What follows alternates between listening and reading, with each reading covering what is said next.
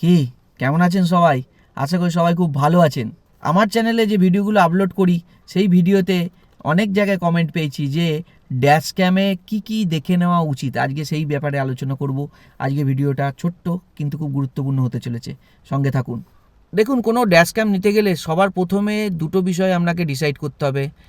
এক, আপনি single camera নেবেন না আপনি ডুয়াল ক্যামেরা নেবেন। আমার মতে মনে হয় যদি বাজেট পারমিট করে ডুয়াল ক্যামেরা নিয়ে নেওয়া ভালো। এবং ডুয়াল ক্যামেরায় আপনি সামনে পেছনে দুটোই কভার করতে পারবেন। যদি শুধু ফ্রন্ট ক্যাম হয় তাহলে 60-70% এই ঘটনা আপনি কিন্তু কভার হবে। ব্যাকের যে দুর্ঘটনা যেটা 40% মতো ঘটে সেটা কিন্তু কভার হবে না।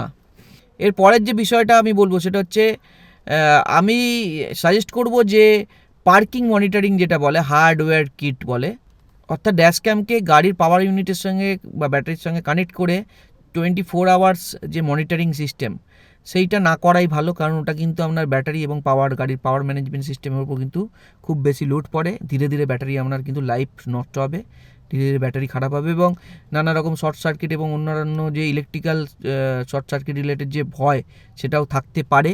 তো এই দুটো ব্যাপার হয়ে যাবার পর যেটা মেন যে ড্যাশ ক্যামে যে টেকনিক্যাল বিষয়গুলো দেখা প্রয়োজন সেই বিষয়ে আসি। সবার প্রথম হচ্ছে রেজলিউশন, অর্থাৎ গাড়ির যে ড্যাশ ক্যাম সেই ড্যাশ ক্যামটা কিন্তু আপনি দেখবেন যে কত রেজলিউশন, অ্যাটলিস্ট ফুল এইচডি হওয়া দরকার। প্রচুর লোকাল ব্র্যান্ডের ড্যাশ ক্যাম পাওয়া যায় যারা বলে ফুল এইচডি রেজলিউশন, কিন্তু অ্যাকচুয়ালি ফুল এইচডি নয়। কম দামের ক্যামেরা এবং ফুল এইচডি পিক্সেল হলেও সেটা কিন্তু ফুল এইচডি কোয়ালিটি পাবেন না। একটু ব্র্যান্ডেড, একটু ঠিকঠাক নোন, যার রিভিউ ভালো এরকম ই কমার্স সাইট থেকে যখন নেবেন, আমাজন বা ফ্লিপকার্ট থেকে, তখন দেখবেন একটু তার সেলস আছে, ভালো কোয়ান্টিটির সেলস হয়েছে এবং রিভিউ ঠিকঠাক এরকম দেখে নেবেন, যাতে তার যে ফুল এইচডি কোয়ালিটি সেটা যেন আপনি পুরোপুরি পান। কারণ ফুল এইচডি বলে অনেকে ফুল এইচডি দেয় না, অনেকে 4K বলে আপনার ভিজিএ ক্যামেরার কোয়ালিটির ফুটেজ দেয়, অনেক কোম্পানি আছে। তো সেইগুলো অ্যাভয়েড করাই ভালো। At least full HD proper quality হওয়া দরকার, নাহলে কিন্তু আপনার নাম্বার রিড করতে পারবেন না যে গাড়ি বা যে কোনো ইনসিডেন্টকে, সেটা প্রপারলি আপনি কিন্তু শ্যুটও করতে পারবেন না আপনার ক্যামেরা। বিশেষ করে রাত্রির দিকে কিন্তু আবার ফুটেজ গ্রেনি হয়ে যাবে, নয়েজি হয়ে যাবে। তো এই ব্যাপারগুলো চলে আসবে। ড্যাশ ক্যামের দ্বিতীয় যে গুরুত্বপূর্ণ বিষয় সেটা হচ্ছে ড্যাশ ক্যামের যে ফিল্ড অফ ভিউ। দেখতে হবে যে ক্যামেরা যেন ওয়াইড অ্যাঙ্গেল হয় যথেষ্ট এবং মোটামুটি 120 ডিগ্রি প্লাস, 120 ডিগ্রি প্লাস যদি ওয়াইড অ্যাঙ্গেল ভিউ হয় তাহলে খুব ভালো হয়। নর্মালি 140 ডিগ্রিটা একটা স্ট্যান্ডার্ড ওয়াইড অ্যাঙ্গেল ক্যামেরার। তো 120 থেকে 140 হচ্ছে খুব ভালো, যাতে আপনার ক্যামেরাটা লাগানোর পর পুরো গাড়িটার মানে বাঁদিক ডানদিক দুটো কিনারা যাতে কভার হয়, এটাই অ্যাকচুয়ালি এর উদ্দেশ্য। ওয়াইড অ্যাঙ্গেল যত হবে তত কিন্তু বেশি এরিয়া আপনার কভার হবে। তো সেই হিসাবে দেখলে 120 ডিগ্রি ফিল্ড অফ ভিউ অবশ্যই দরকার। অনেক ক্যামেরা, লোকাল ব্র্যান্ডের ক্যামেরা 120, 140, 150 বলে, কিন্তু অ্যাকচুয়ালি 100-র বেশি হয়তো পাবেন না। তো এই জিনিসটা খেয়াল রাখবেন। এই কারণে আমি বারবার বলছি যে একটু ব্র্যান্ডেড, একটু ঠিকঠাক, যার রিভিউ ভালো বা যেটা ধরুন অনেক লোক কিনেছে ই কমার্স সাইটে, সেই ধরনের ক্যামেরাগুলোই চুজ করবেন। নোন ক্যামেরা, খুব আননোন ক্যামেরার দিকে দুম করে যাবেন না, সেই কোয়ালিটি কেমন হবে আপনি কিন্তু জানেন না। এরপর যে তৃতীয় বিষয়টা এটা দেখবেন সেটা হচ্ছে ড্যাশ ক্যামের কিন্তু ব্যাটারি যেটা, সেটা লিথিয়াম আয়ন ব্যাটারি অ্যাভয়েড করলে ভালো করবেন। কারণ ড্যাশ ক্যাম বেশিরভাগ ক্ষেত্রে আপনার উইন্ডশিল্ডে লাগানো থাকবে এবং গরমকালে, আমাদের ইন্ডিয়াতেও একটু ওয়ার্ম জোন, মানে ওয়ার্ম ক্লাইমেট, তো এখানে গরমকালে কিন্তু প্রবল যে হিট যেটা উইন্ডশিল্ডের ওপর দিয়ে সরাসরি পড়বে ড্যাশ ক্যামের ওপর, এমনি ড্যাশ ক্যাম গরম হয়ে যায়। তো লিথিয়াম আয়ন ব্যাটারি বেশ যদি ড্যাশ ক্যামেরা হয়, লিথিয়াম আয়ন ব্যাটারি কিন্তু একটা সার্টেন টেম্পারেচার পর কিন্তু কাজ করা বন্ধ হয়ে যায়, সেক্ষেত্রে আমরা রেকর্ডিং বন্ধ হয়ে যাবে। তো এক্ষেত্রে লিথিয়াম আয়ন ব্যাটারি না নেওয়া রেকমেন্ডেড। আমি বলবো ক্যাপাসিটার বেস্ট নেবেন। যে ড্যাশ ক্যামেরাই নিন তাতে আগে দেখে নেবেন যে সেটা ক্যাপাসিটার বেস্ট কিনা। ক্যাপাসিটার বেস্ট ড্যাশ ক্যামেরা কিন্তু খুব হাই হিট সহ্য করতে সক্ষম এবং ক্যামেরা কিন্তু আপনার বন্ধ হয় না চট করে। তো যে কারণে আপনার কিন্তু কন্টিনিউয়াস ফুটেজ রেকর্ডিং হবে। এরপর চতুর্থ বিষয় যেটা দেখবেন সেটা হচ্ছে ড্যাশ ক্যামেরার যে ওয়্যারিং সিস্টেম, অর্থাৎ যে তারটা আসবে সেই তারটা কিন্তু খেয়াল রাখতে হবে যেন ইউএসবি টাইপ তার হয়। অর্থাৎ এই যে দেখুন আমি দেখাই, এরকম ইউএসবি এ টাইপ তার হতে হবে, এটা মাথায় রাখবেন। ড্যাশ ক্যামেরার তার কিন্তু এইটা না হলে, যদি এরকম লাইটার সকেট টাইপের হয় তাহলে কিন্তু আপনার সকেটে যখন এটা লাগাবেন সকেটটা আপনার এঙ্গেজ হয়ে যাবে, আর কোনো ডিভাইস কিন্তু ওখানে আপনার লাগাতে পারবেন না। আর ইউএসবি টাইপ হলে এই দেখুন আমি এরকম মাল্টি পোর্ট একটা সকেটে লাগিয়ে নিয়েছি। এখানে কিন্তু একটা, দুটো ইউএসবি, একটা টাইপ সি, 3টে পোর্ট পেয়ে যাচ্ছি। তাহলে আমি একটা যদি এখানে এই যে ড্যাশ ক্যামটা আমার এরকম লাগানো থাকে, তারপরে দেখুন এখানে একটা পোর্ট আমার খালি রয়েছে আর একটা পোর্ট সি টাইপও ইউজে রয়েছে, তাই না?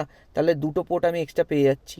এইরকম একটা আপনার ওই মাল্টিপোর্ট ডিভাইস লাগালে। যদি আপনি সিগারেট লাইটারের 12 ভোল্ট সকেট লাগানো ড্যাশ ক্যাম কেনেন তাহলে কিন্তু আপনার যে সকেটটা আছে ওটা এঙ্গেজ হয়ে যাবে, আর আপনি কিন্তু কোনো পাওয়ার সোর্স অন্য কিছু কাজে লাগাতে পারবেন না। আর অন্য কিছু লাগাতে গেলে আমরা কিন্তু ওই সকেট খুলে অর্থাৎ ড্যাশ ক্যাম অফ করে কাজ করতে হবে, এটা কিন্তু সমস্যার। এরপর যেটা 5 নম্বর যেটা খুব গুরুত্বপূর্ণ সেটা হচ্ছে ড্যাশ ক্যাম সবসময় জিপিএস সমেত নিন। জিপিএস মডিউল থাকলে সুবিধা কি, আপনার কিন্তু গাড়ির লোকেশান কোঅর্ডিনেট দেখাবে জিপিএস, এবং গাড়ির স্পিড দুটো দেখাবে, অর্থাৎ আপনার কিন্তু কোনো দুর্ঘটনার স্থল খুব সহজে আইডেন্টিফাই হয়ে যাবে এবং আপনি কত স্পিডে চলছেন এটা খুব সহজে আইডেন্টিফাই হয়ে যাবে। যদি আপনার এই দুটোকে ডকুমেন্ট হিসেবে কোথাও প্রডিউস করতে হয় আপনি ইজিলি ড্যাশ ক্যাম ফুটেজ দেখাতে পারবেন। হ্যাঁ, ড্যাশ ক্যাম ফুটেজ কিন্তু legal evidence as per Indian evidence act.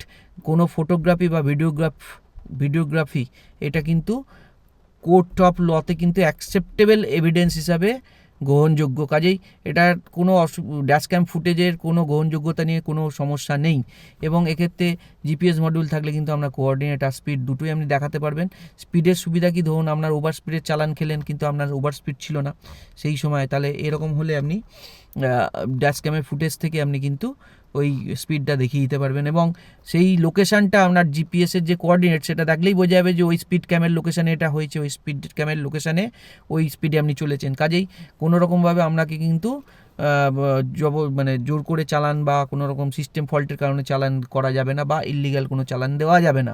এরপর 6 নম্বর যে পয়েন্টটা দেখবেন সেটা হচ্ছে ড্যাশ ক্যামের যে অ্যাপটা সেই অ্যাপটা দেখবেন ভালো কি না। কীভাবে দেখবেন, এটার রিভিউ আপনি ইউটিউবে দেখে নিতে পারেন বা আপনি সার্চ করেও দেখতে পারেন। অর্থাৎ সার্চ কীভাবে করবেন, আপনি যে ই কমার্স সাইট থেকে অর্ডার করছেন তার রিভিউ পড়লেই বুঝতে পারবেন, রিভিউগুলো সব পড়ুন খুঁটিয়ে, তাহলেই বুঝতে পারবেন তার অ্যাপের ইন্টারফেস কতটা ভালো কেমন।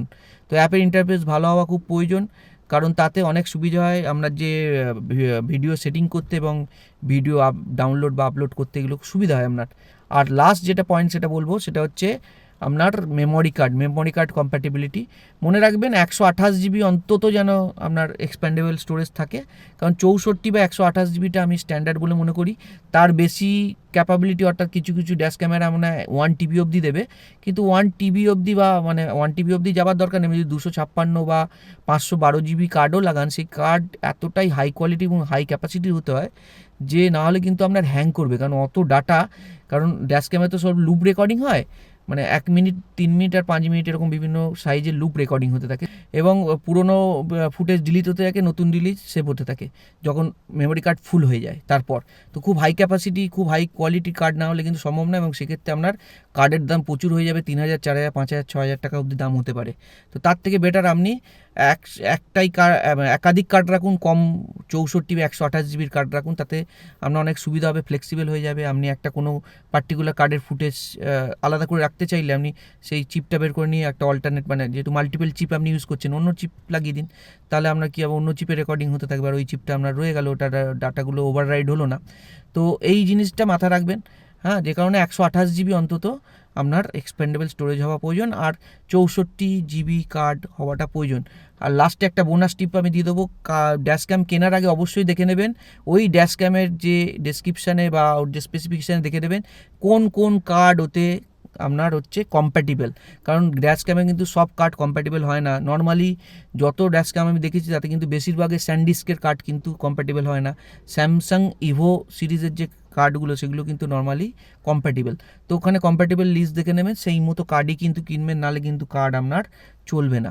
তো এই ব্যাপারগুলো মাথা রাখবেন।